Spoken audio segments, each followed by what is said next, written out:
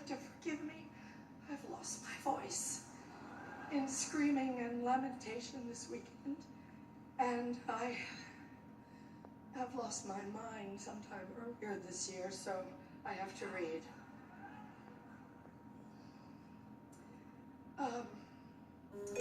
Thank you, Hollywood Foreign Press. Just to pick up on what Hugh Laurie said, you and all of us in this room really belong to the most vilified segments in American society right now. Think about it. Hollywood, foreigners, and the press. But who are we? And you know, what is Hollywood anyway? It's just a bunch of people from other places. I was born and raised and educated in the public schools of New Jersey. Viola was born in a sharecropper's cabin in South Carolina, came up in Central Falls, Rhode Island. Sarah Paulson was born in Florida, raised by a single mom in Brooklyn. Sarah Jessica Parker was one of 7 or 8 kids from Ohio. Amy Adams was born in Vicenza, Veneto, Italy. And Natalie Portman was born in Jerusalem. Where are their birth certificates?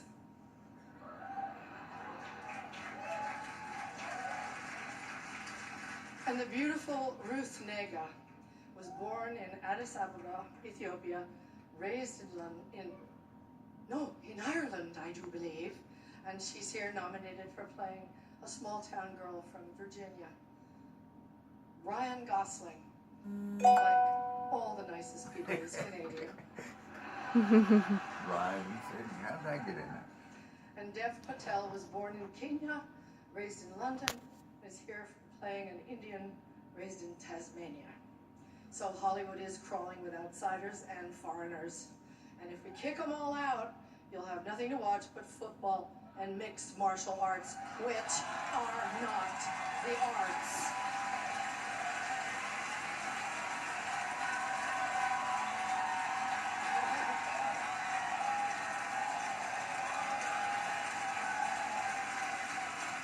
They gave me 3 seconds to say this, so. An actor's only job is to enter the lives of people who are different from us and let you feel what that feels like. And there were many, many, many powerful performances this year that did exactly that. Breathtaking, compassionate work. But there was one performance this year that stunned me.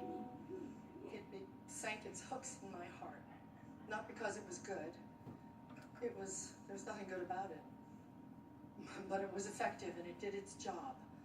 It made its intended audience laugh and show their teeth.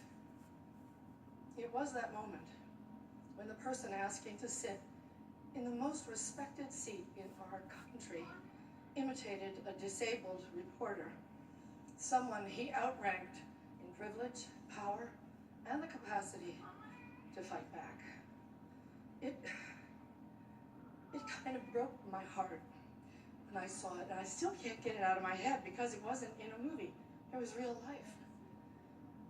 And this instinct to humiliate, when it's modeled by someone in the public platform, by someone powerful, it filters down into everybody's life because it kind of gives permission for other people to do the same thing. Disrespect invites disrespect. Violence incites violence. When the powerful use their position to bully others, we all lose. Okay, go up with that thing. Okay, this brings me to the press. We need the principled press to hold power to account, to call them on the carpet for every outrage.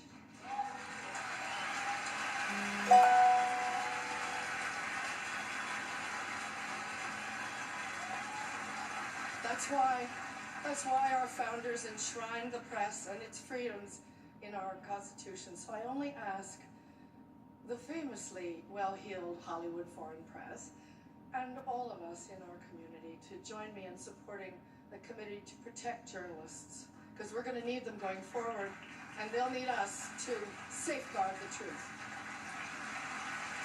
One more thing.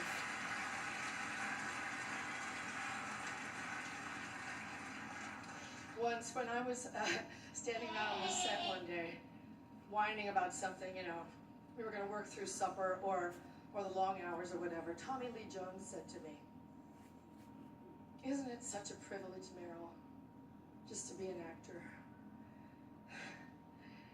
Yeah, it is, and we have to remind each other of the privilege and the responsibility Absolutely of right. the act of empathy. We should all be very proud of the work Hollywood honors here tonight.